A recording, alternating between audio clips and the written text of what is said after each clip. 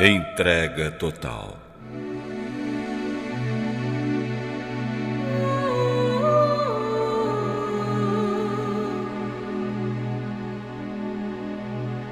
A promessa de Deus é esta: buscar-me-eis e me achareis quando me buscardes de todo o vosso coração. O coração tem de ser entregue inteiramente a Deus, ou do contrário, jamais se poderá operar a transformação pela qual sua semelhança é restaurada em nós. Por natureza, estamos separados de Deus. O Espírito Santo descreve nossa condição em palavras como estas: mortos em ofensas e pecados. Toda a cabeça está enferma e todo o coração fraco. Não há nele coisa sã. Estamos retidos nos laços de Satanás, em que a vontade dele estamos presos.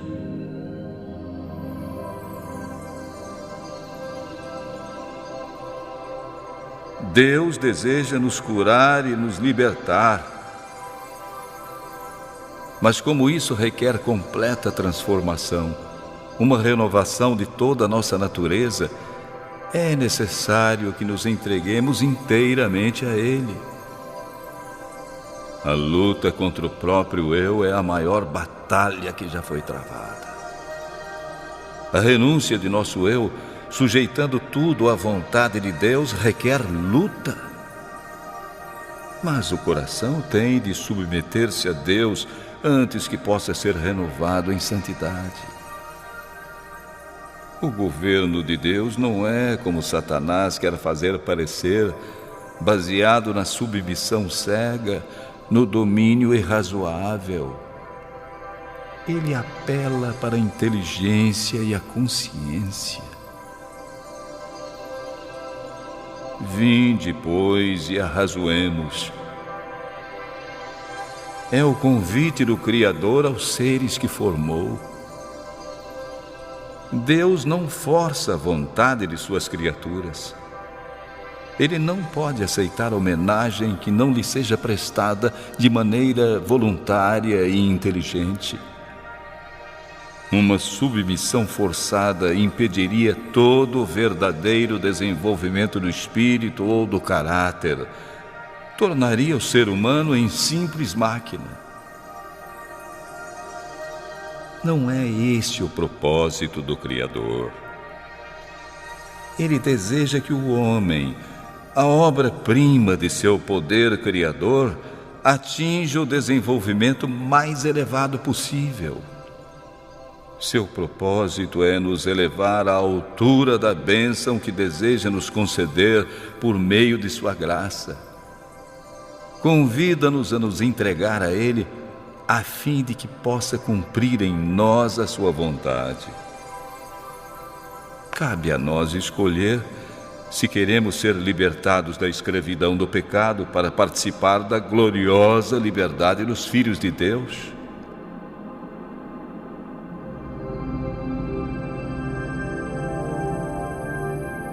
Entregando-nos a Deus, temos necessariamente de renunciar a tudo que nos separe dele. Por isso diz o Salvador: assim, nenhum de vocês pode ser meu discípulo se não deixar tudo o que tem.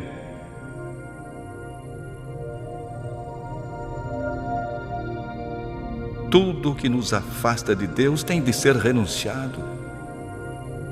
Mamon é o ídolo de muitos.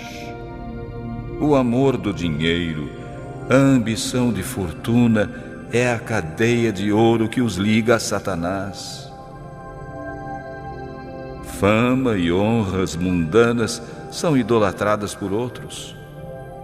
Uma vida de comodidade egoísta, sem responsabilidades, constitui o ídolo de outros. Mas essas cadeias escravizadoras têm de ser quebradas. Não podemos pertencer metade ao Senhor e metade ao mundo. Não podemos ser filhos de Deus a menos que o sejamos totalmente.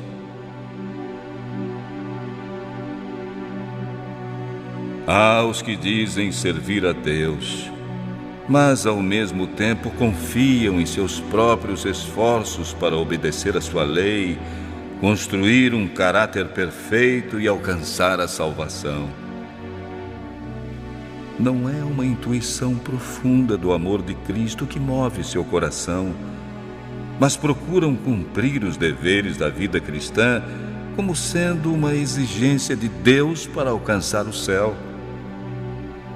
Esse tipo de religião nada vale. Quando Cristo habita o coração, a pessoa se sente tão feliz e repleta de seu amor por causa da comunhão com Ele, que a Ele se apegará cada vez mais. Ao contemplá-lo, esquecerá de si mesma. O amor de Cristo será a motivação das ações.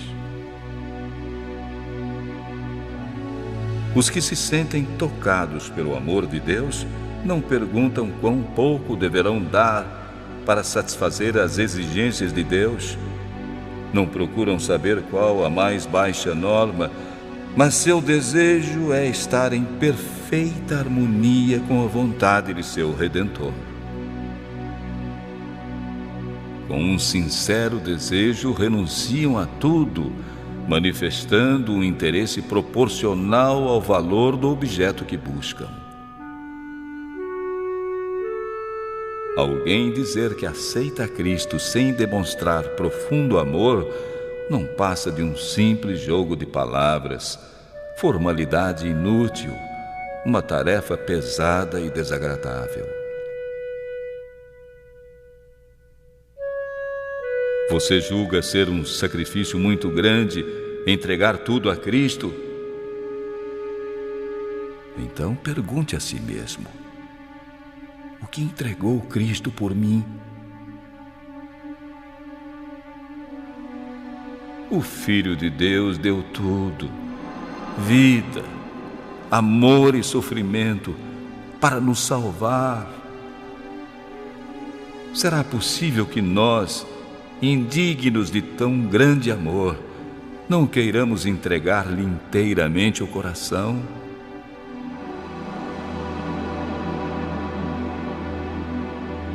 Cada momento da nossa vida temos participado das bênçãos de sua graça, e por essa mesma razão não podemos compreender inteiramente as profundezas da ignorância e miséria das quais fomos salvos. Podemos, acaso, olhar para aquele que foi traspassado por nossos pecados e ainda assim estar dispostos a menosprezar todo o seu amor e sacrifício? Em vista da infinita humilhação do Senhor da Glória, iremos ainda reclamar por não poder entrar na vida senão à custa de conflitos e humilhação própria?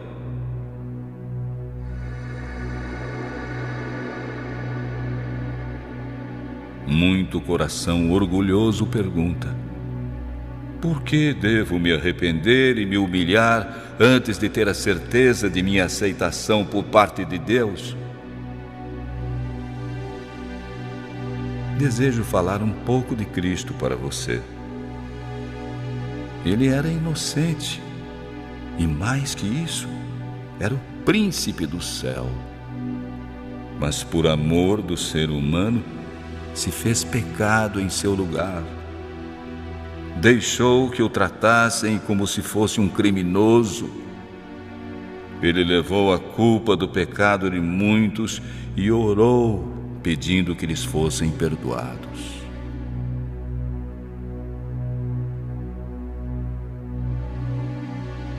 Entretanto, estamos renunciando a quê, mesmo que renunciemos a tudo? Apenas renunciamos a um coração poluído pelo pecado entregando o nosso sentimento para que Jesus o purifique, lavando-nos em seu próprio sangue e nos salvando por seu inefável amor. E os homens ainda acham difícil renunciar a tudo. Envergonho-me de ouvir falar nisso e de escrevê-lo. Deus não exige que renunciemos a coisa alguma que nos traga proveito. Em tudo que faz, tem em vista o bem-estar de seus filhos. Oxalá todos os que não aceitaram a Cristo reconhecessem que Ele tem coisas incomparavelmente melhores para lhes oferecer do que o que eles mesmos desejam. O homem provoca o maior prejuízo e comete injustiça a si mesmo quando pensa e age de modo contrário à vontade de Deus. Nenhuma felicidade verdadeira pode ser encontrada no caminho proibido por aquele que sabe o que é melhor e quer o bem de suas criaturas. O caminho do pecado é de miséria e destruição. É errado pensar que Deus tem prazer no sofrimento de seus filhos. Todo o céu se interessa na felicidade do homem. Nosso Pai Celeste não impede a qualquer de suas criaturas que siga o caminho dos prazeres. Deus deseja tão somente nos orientar a não ir em busca dos prazeres que poderiam trazer sofrimentos e desilusões para nós e nos fechariam as portas da felicidade e do céu.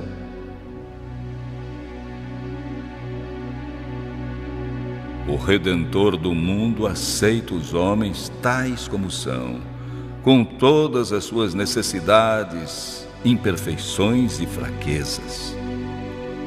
Ele não só purifica do pecado e concede redenção pelo seu sangue, como também satisfaz aos anseios do coração de todos os que consentem em tomar o seu jugo e carregar o seu fardo. O Salvador deseja dar paz e descanso a todos os que vão a Ele em busca do pão da vida. Não requer de nós senão o cumprimento dos deveres que nos guiarão às alturas da bem-aventurança, as quais os desobedientes jamais atingirão. A verdadeira felicidade é ter Cristo no coração. Ele, que é a esperança da glória. Muitos perguntam: como devo fazer a entrega do próprio eu a Deus? Você deseja entregar-se a Ele, mas lhe falta poder moral. Continua escravo da dúvida e é dirigido pelos hábitos de sua vida de pecado. Suas promessas e resoluções são como palavras escritas na areia.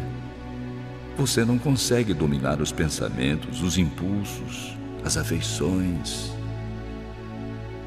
O conhecimento de suas promessas violadas e dos votos não cumpridos enfraquece a confiança em sua própria sinceridade, levando você a pensar que Deus não pode aceitá-lo.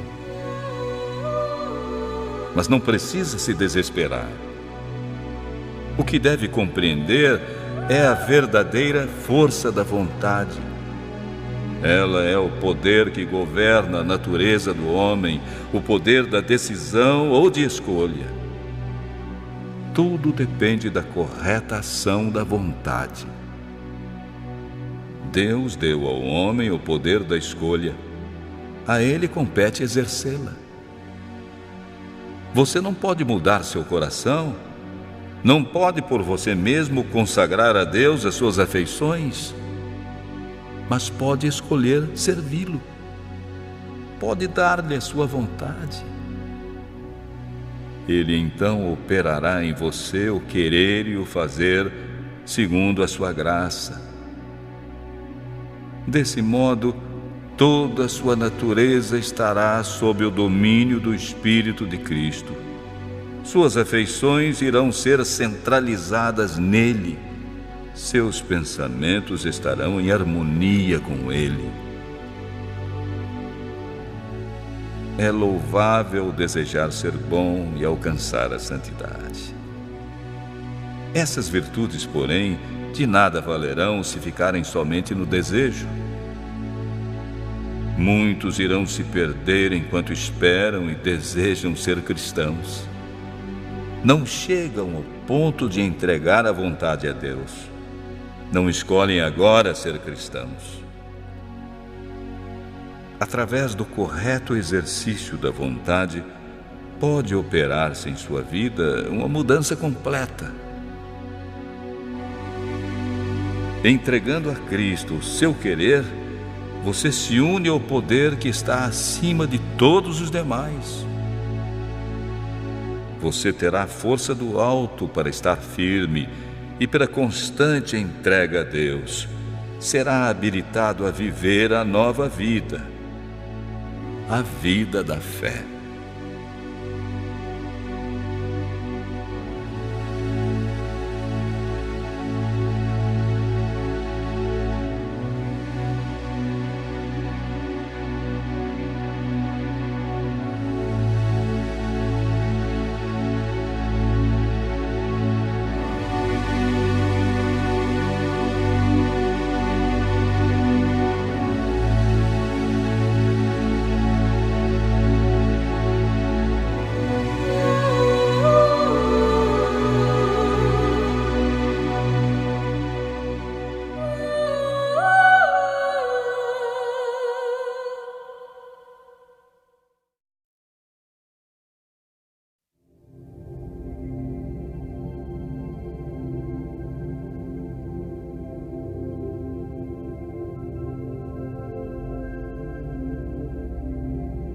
O privilégio de falar com Deus.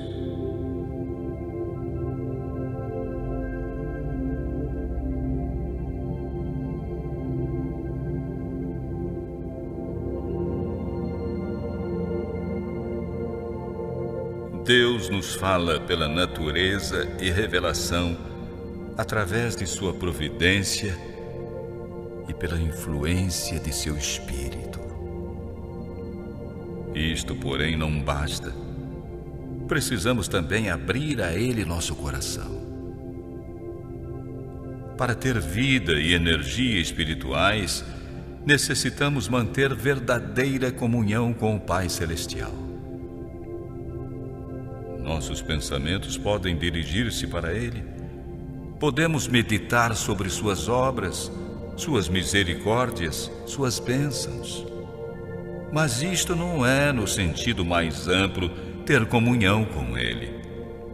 Para isso é preciso que tenhamos alguma coisa que lhe dizer acerca de nossa vida. A oração é a abertura do coração a Deus, como se abre a um amigo. Não que seja necessário para que Deus nos conheça, mas para nos habilitar a recebê-lo. A oração não faz Deus baixar a nós, mas eleva-nos a Ele.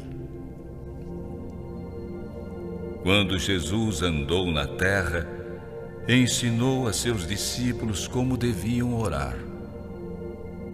Deu instruções a eles de como apresentar suas necessidades diárias a Deus e lançar sobre Ele todos os seus cuidados.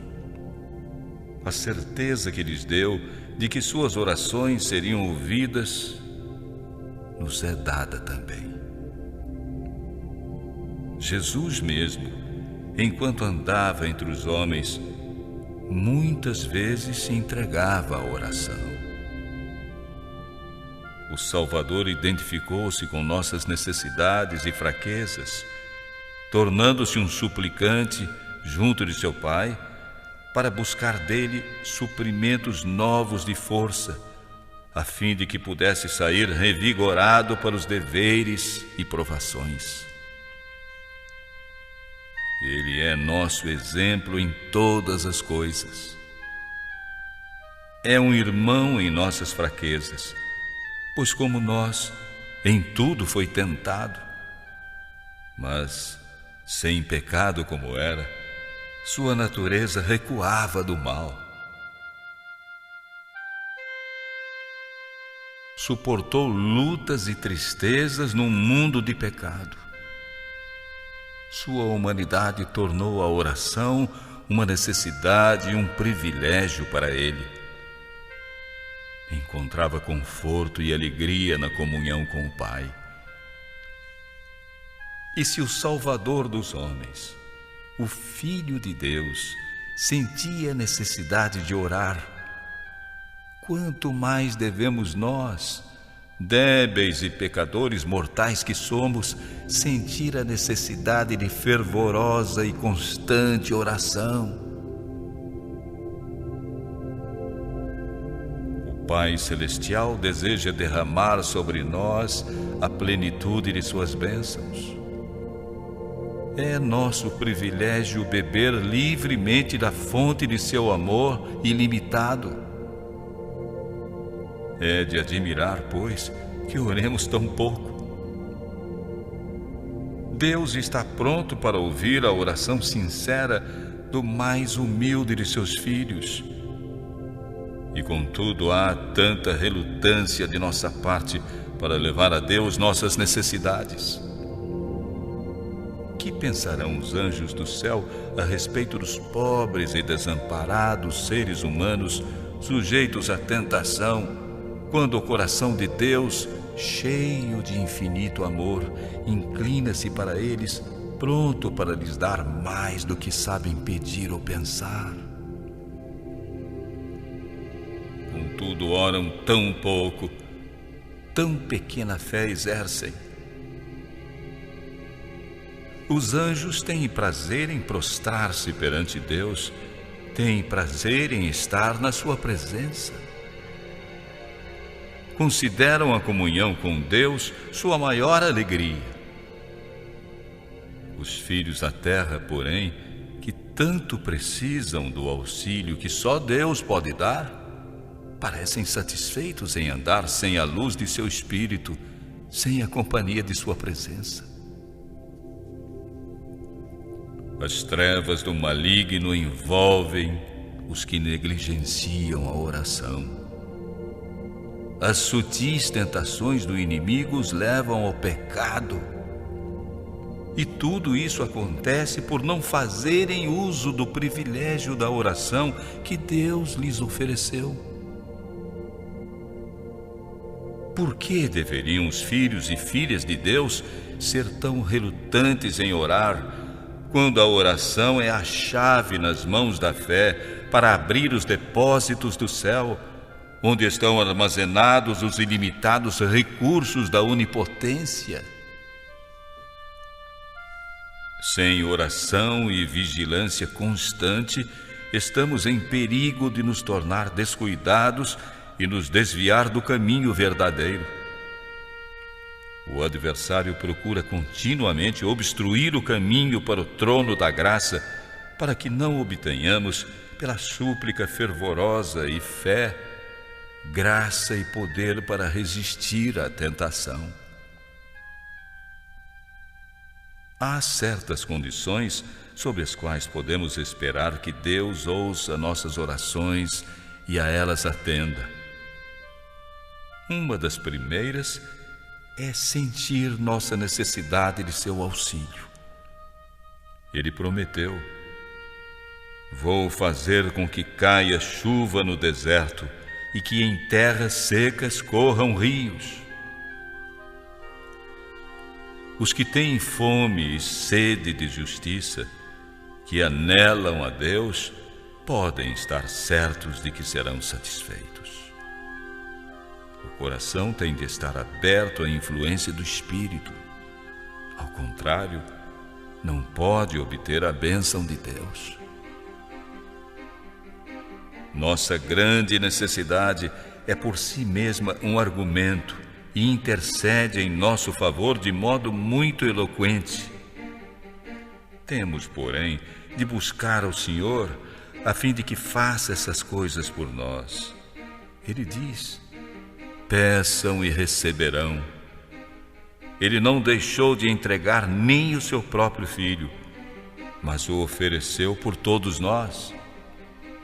Se ele nos deu o seu filho, será que também não nos dará de graça todas as coisas? Se guardamos ainda a iniquidade em nosso coração, se nos apegamos a algum pecado consciente, o Senhor não nos ouvirá. Mas a oração da pessoa arrependida e sincera será sempre aceita. Depois de termos nos arrependido de todas as faltas que nos são conscientes, poderemos crer que Deus atenderá às nossas orações. Nossos próprios méritos jamais nos recomendarão ao favor de Deus. É o mérito de Cristo que nos salvará. Seu sangue é que nos purificará. Nós, porém, temos uma parte a fazer para cumprir as condições da aceitação. Outro elemento da oração perseverante é a fé. Porque quem vai a Deus precisa crer que Ele existe e que recompensam os que o procuram. Jesus disse a seus discípulos: quando orarem e pedirem alguma coisa, creiam que já receberam e assim tudo será dado a vocês. Cremos em sua palavra. A certeza que Ele nos dá é ampla, sem limites. Aquele que prometeu é fiel. Se não recebemos exatamente as coisas que pedimos e no tempo desejado, devemos assim mesmo crer que o Senhor nos ouve e que atenderá às nossas orações. Somos tão cheios de faltas e possuímos uma visão tão estreita que às vezes pedimos coisas que não seriam uma bênção para nós.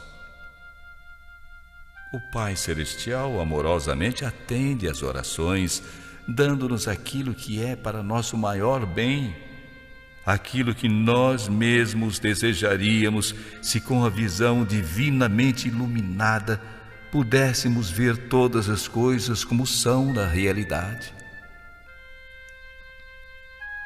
Quando nossas orações ficam aparentemente sem resposta, devemos nos apegar à promessa, pois virá, por certo, a ocasião de serem atendidas e receberemos a bênção de que mais necessitamos. Pretender, no entanto, que a oração seja sempre atendida, exatamente no modo e no sentido particular que desejamos, é presunção. Deus é muito sábio para errar e bom demais para conceder qualquer benefício aos que são sinceros. Não tenha medo, pois, de confiar nele, ainda que não veja resposta imediata às suas orações. Apoie-se na segura promessa: peçam e receberão. Se tomarmos conselho com as nossas dúvidas e temores, ou procurarmos resolver tudo que não podemos compreender claramente antes de ter fé, as dificuldades apenas aumentarão e se complicarão. Mas se chegarmos a Deus convencidos de nosso desamparo e dependência, tais como somos, e com humilde e confiante fé, levarmos nossas necessidades àquele cujo conhecimento é infinito e que tudo vê na criação, governando todas as coisas por sua vontade e palavra, Ele pode atender e atenderá ao nosso clamor e fará a luz brilhar em nosso coração. Pela oração sincera, somos ligados com a mente do infinito. Não podemos ver, no mesmo momento, evidências claras de que a face do nosso Redentor se inclina para nós em compaixão e amor, mas é realmente assim. Podemos não sentir seu contato visível, mas sua mão está sobre nós em amor e compassiva ternura.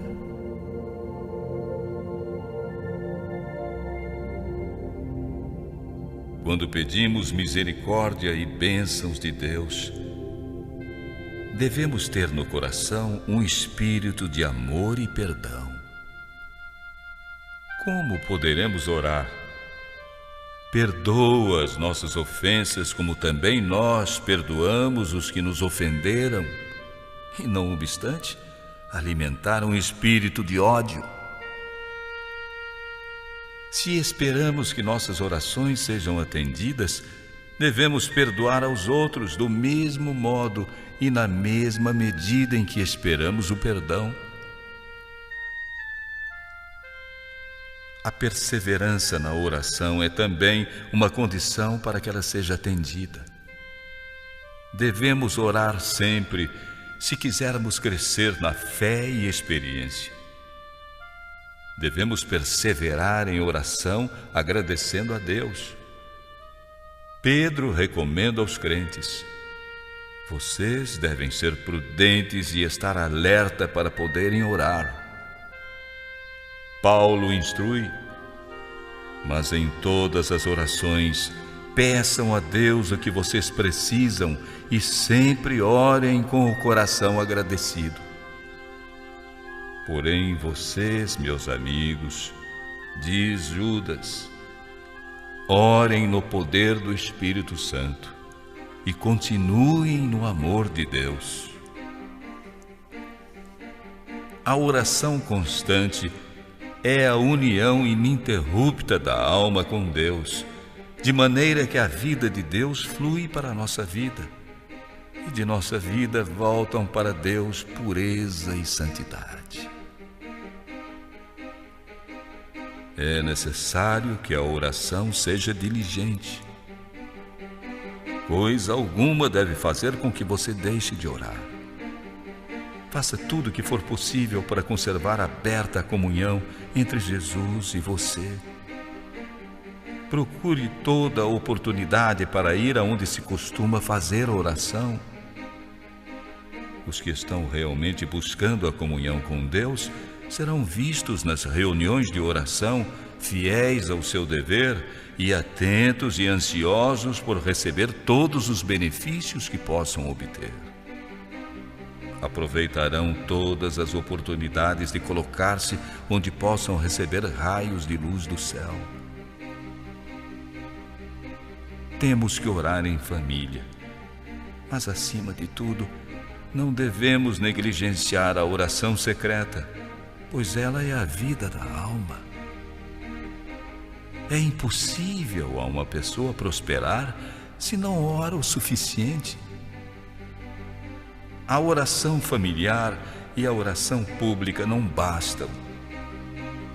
Sozinho, abra seu coração aos olhos de Deus. A oração secreta só deve ser ouvida por Ele, o Deus que ouve as orações. Nenhum ouvido curioso deve partilhar essas petições em que a alma entrega a Deus as suas dificuldades. Na oração secreta, a pessoa está livre das influências do ambiente, livre de excitamento. Calmamente, mas com fervor, pode buscar a Deus. A influência que vem daquele que conhece os segredos será suave e permanente. Seu ouvido está aberto para ouvir a prece que vem do coração. Pela fé calma e singela, o ser humano mantém comunhão com Deus e absorve raios de luz divina que irão fortalecê-lo e o sustentar no conflito contra Satanás. Deus é nossa fortaleza. Ore no seu aposento particular. E enquanto você executa seus afazeres diários, ore muitas vezes. Era assim que Enoque andava com Deus. Essas orações silenciosas sobem para o trono da graça como se fossem precioso incenso. Satanás não pode vencer aquele que dessa maneira se firma em Deus.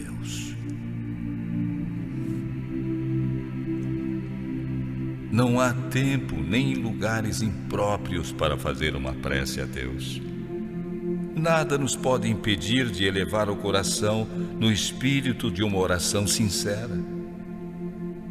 Entre as pessoas na rua ou em meio a uma transação comercial, podemos elevar a Deus um pedido, solicitando a direção divina, como fez Neemias quando apresentou seu pedido perante o rei Artaxerxes. Onde quer que nos encontremos, podemos manter comunhão íntima com Deus. A porta do coração deve estar constantemente aberta, sempre pedindo a Jesus que venha habitar em nós como hóspede celestial. Ainda que nos encontremos num ambiente maculado e corrupto, não somos forçados a respirar os odores poluídos deste mundo, mas temos condições de viver no puro ambiente do céu. Podemos fechar todas as portas a imaginações impuras e pensamentos profanos, conduzindo nossa alma à presença de Deus por meio de sincera oração. Aquele que se acha aberto para receber o auxílio e a bênção de Deus poderá viver num ambiente mais santo que o da terra e ter constante comunhão com o céu. Precisamos ter uma visão mais clara acerca de Jesus e também uma compreensão mais ampla do valor das realidades eternas. O coração dos filhos de Deus tem que se encher de beleza e santidade. E para que assim seja, devemos procurar a divina revelação das coisas celestiais. Que o nosso interior se abra e se eleve, a fim de que Deus possa nos proporcionar um vislumbre maior da atmosfera celeste. Podemos nos conservar tão ligados a Deus que em cada provação inesperada nossos pensamentos sejam direcionados para Ele de modo tão natural como a flor se volta para o sol. Conte sempre ao Senhor acerca de suas necessidades, alegrias, tristezas, cuidados e temores. Você não conseguirá sobrecarregá-lo, não o poderá cansar. Aquele que conta os cabelos de nossa cabeça não é indiferente às necessidades de seus filhos, porque o Senhor é cheio de bondade e de misericórdia. Seu coração amorável se comove com nossas tristezas e quando falamos delas.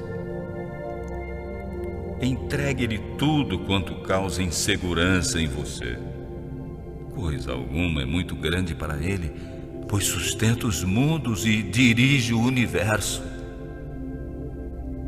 Nada do que, de algum modo, se relacione com a nossa paz é tão insignificante que ele deixe de observar.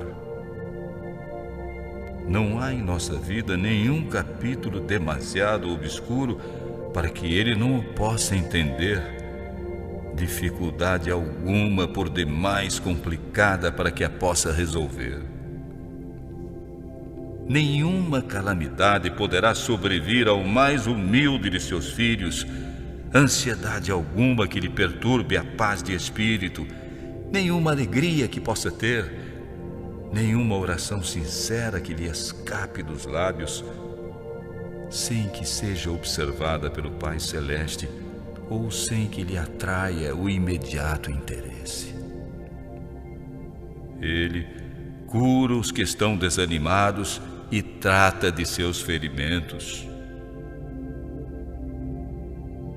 As relações entre Deus e cada pessoa são tão particulares e íntimas, como se não existisse nenhuma outra por quem lhe houvesse dado seu bem-amado Filho.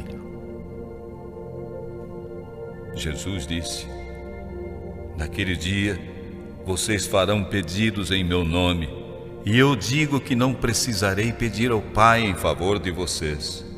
Fui eu que os escolhi. Assim o Pai lhes dará tudo o que pedirem em meu nome.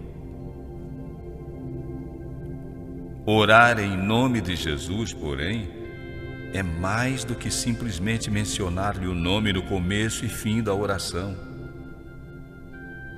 É orar segundo o sentimento e o espírito de Jesus, ao mesmo tempo que cremos nas suas promessas, descansamos em sua graça e fazemos suas obras. Deus não espera que nos tornemos eremitas ou monges, que nos afastemos do mundo com o objetivo de nos consagrar a práticas de piedade. Nossa vida deve ser tal como foi a de Cristo, dividir-se entre o monte da oração e o convívio das multidões. A pessoa que não faz outra coisa senão orar, ou em breve deixará essa prática, ou suas orações acabarão se tornando formais e rotineiras. Quando os homens se retiram da vida social, param de cumprir seus deveres cristãos e levar sua cruz. Quando deixam de trabalhar com zelo pelo Mestre, que com tanto amor por eles trabalhou, perdem o objetivo essencial da oração, não sendo mais estimulados às devoções. Suas preces se tornam pessoais e egoístas. Não podem orar a respeito das necessidades humanas ou da edificação do reino de Cristo, rogando forças para o trabalho.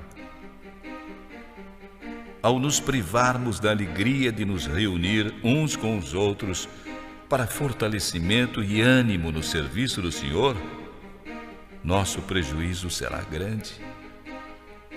As verdades de sua palavra perdem o vigor e a importância para nós.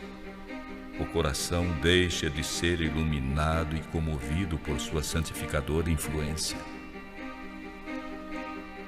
A espiritualidade declina.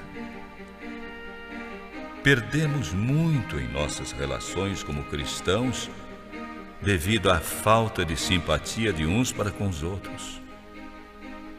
Aquele que se fecha em si mesmo não está preenchendo o lugar que lhe foi designado pelo Senhor.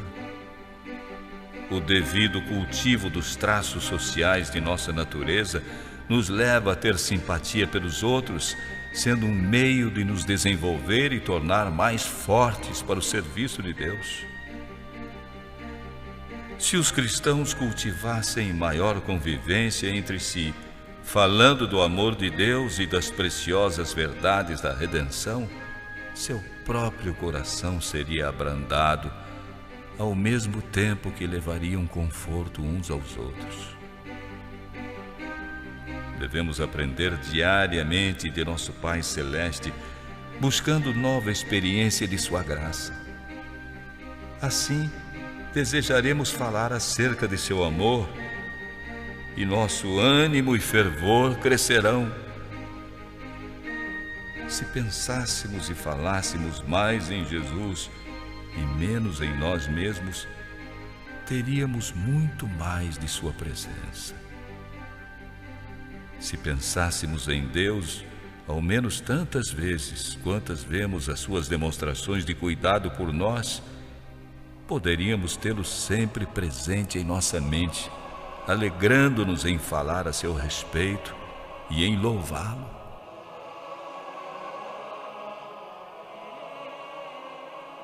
Falamos sobre as coisas temporais porque nos interessamos por elas. Falamos em nossos amigos porque os amamos.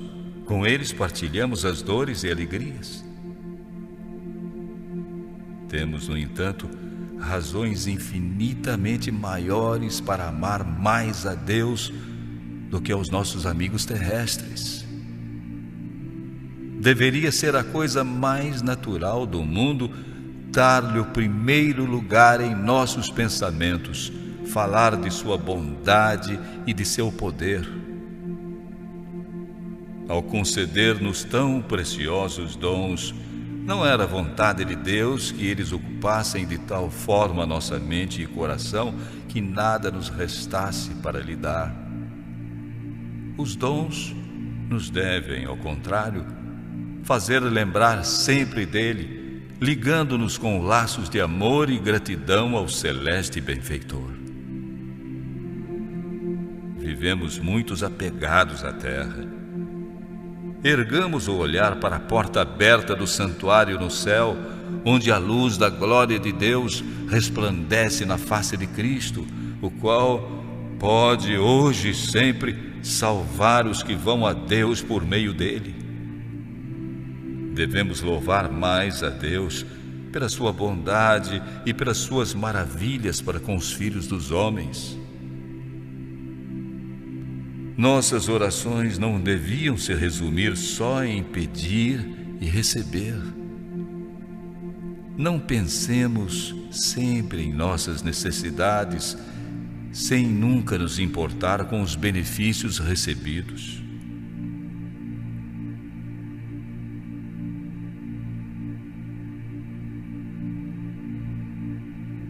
Não oramos muito, mas somos ainda mais pobres em nossas ações de graças.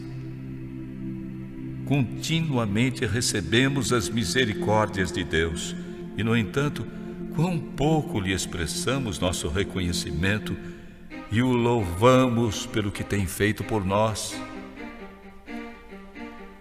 O Senhor instruiu antigamente os israelitas quando se reuniam para seu culto.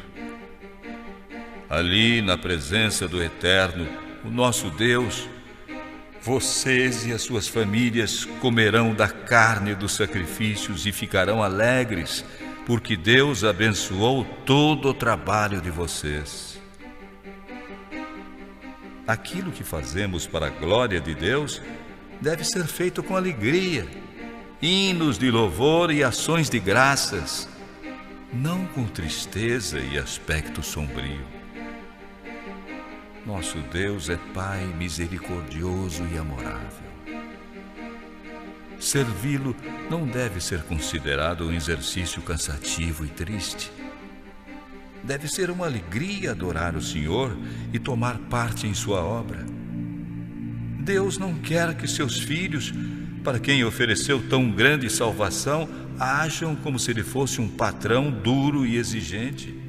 Ao contrário, é o melhor amigo deles e espera que, quando o adorem, possa estar com eles para os abençoar e confortar, enchendo-lhes o coração de alegria e amor. O Senhor deseja que seus filhos encontrem conforto em seu serviço, achando mais prazer do que fadiga em seu trabalho. Deseja que aqueles que o buscam para lhe prestar adoração levem consigo pensamentos preciosos acerca de seu cuidado e amor, podendo ser, desse modo, animados em todas as ocupações da vida diária e receber graça para lidar sincera e fielmente em todas as coisas. Precisamos nos reunir em torno da cruz. O Cristo crucificado deve ser o tema de nossas meditações, de nossas conversas e de nossas mais gratas emoções.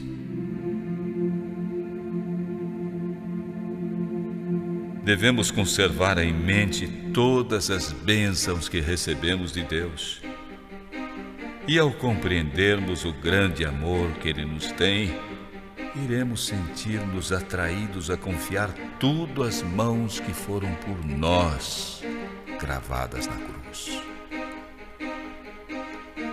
A alma pode subir para mais perto do céu nas asas do louvor. Deus é adorado com hinos e músicas nas cortes celestes. Ao exprimir-lhe nossa gratidão, estamos nos aproximando do culto que lhe é prestado pelas hostes celestes. Aquele que me traz ofertas de gratidão, esse me honra. Cheguemos, pois, com reverente alegria a nosso Criador, com ações de graças e voz de melodia.